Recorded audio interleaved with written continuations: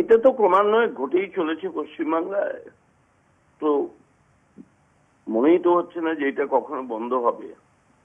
এবং এইভাবেই যদি চলতে থাকে তাহলে তো রাজ্যের আইন শৃঙ্খলার বিষয়টা একটা গুরুতর সংকটের মধ্যে গিয়ে পড়েছে, এ বিষয়ে কোনো সন্দেহ নেই।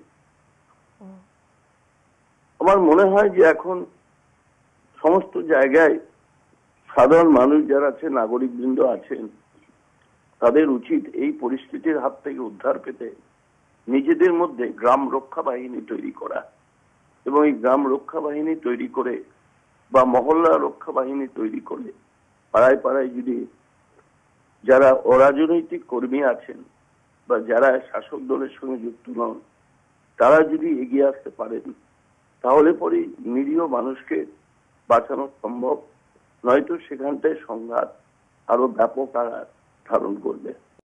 বারাসাত একটা মানে সারা দেশের মধ্যে শিরোনামে উঠে এসছে, যদিও সারা পশ্চিমবাংলায় চলে এসছে।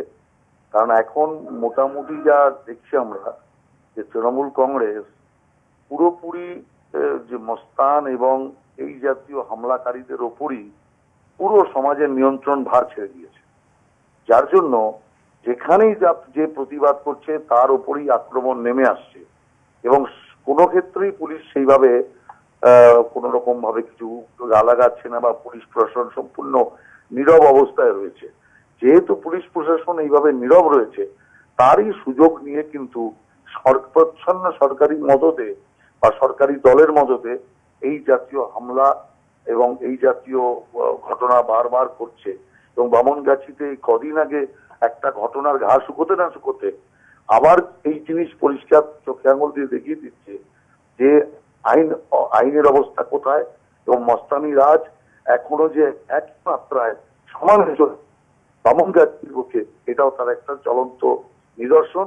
আমরা এই ঘটনার তীব্র নিন্দা করছি এবং দোষীদের জন্য আমরা দাবি করছি।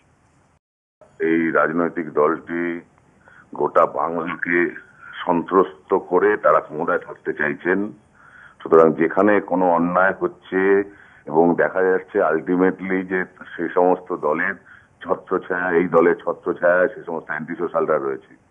এবং আমি জানি না কেন এই দলের দায়িত্ব নিয়ে নিচ্ছে এই সমস্ত অ্যান্টি সোশ্যালদেরকে বাঁচানোর জন্য। হয়তো ওনারা ভোটের সময় তাদের বাহুবল দেখানোর জন্য এই বেনিফিটটা নিচ্ছেন, কিন্তু এটা বুঝতে পারছেন না যে বাংলার মানুষ ক্রমশ তাদের থেকে সরে যাচ্ছেন এবং কতজনকে এইভাবে ওনারা আক্রান্ত করবেন, কতজনকে মারবেন। আমরাও বাংলার মানুষ, আমরাও কিন্তু দেখবো কতজনকে মারবে। একজনকে মারবে, 10 জনকে মারবে। প্রতিবাদ কিন্তু আরো ভয়ানক জায়গায় নিচ্ছে, সেটা ওনাদের বোঝা উচিত। সুতরাং যারাই করেছেন তাদেরকে অবিলম্বে ধরুক, এটাই আমার প্রশাসনের কাছে দাবি। সত্যি এখনো আমাদের এখান থেকে আতঙ্ক পুরোপুরি কেটে যায়নি। আমাদের এখানে যথেষ্ট আতঙ্ক আছে সকলেই। আমাদের এই প্রতিবাদ যে গর্জে উঠেছে, এই প্রতিবাদের মুখটাকে বন্ধ করার জন্যই সমাজের বিভিন্ন দুষ্কৃতীরা তাদের যেহেতু তাদের যেহেতু ইয়েতে স্বার্থে ঘা লাগছে, সেহেতু এই প্রতিবাদী মুখগুলোকে বন্ধ করার জন্যই তারা এই আক্রমণ চালাচ্ছে বলে আমি মনে করি। পুলিশ প্রশাসন তো এখানে আছে এবং তারা টহল দিচ্ছে। কালকে রাত্রেও যখন শ্রীকান্ত ফোন করেছিল তখন পুলিশ সঙ্গে সঙ্গেই তার বাড়িতে গিয়েছিল বলে আমি যতদূর জানি। কিন্তু কথাটা সেটা না। পুলিশ টহল দিচ্ছে, সবই করছে, সবই ঠিক আছে, কিন্তু তা সত্ত্বেও কেন আক্রমণ হচ্ছে? আমার প্রশাসনের কাছে এটাই প্রশ্ন, তা সত্ত্বেও কেন আক্রমণ হচ্ছে? পুলিশ প্রশাসনের কাছে আর্জি আরো সক্রিয় হন এবং এই সব দুষ্কৃতি কার্যকলাপ যারা ঘটাচ্ছে তাদের বিরুদ্ধে যথাযথ যেন প্রশাসন ব্যবস্থা নেয়।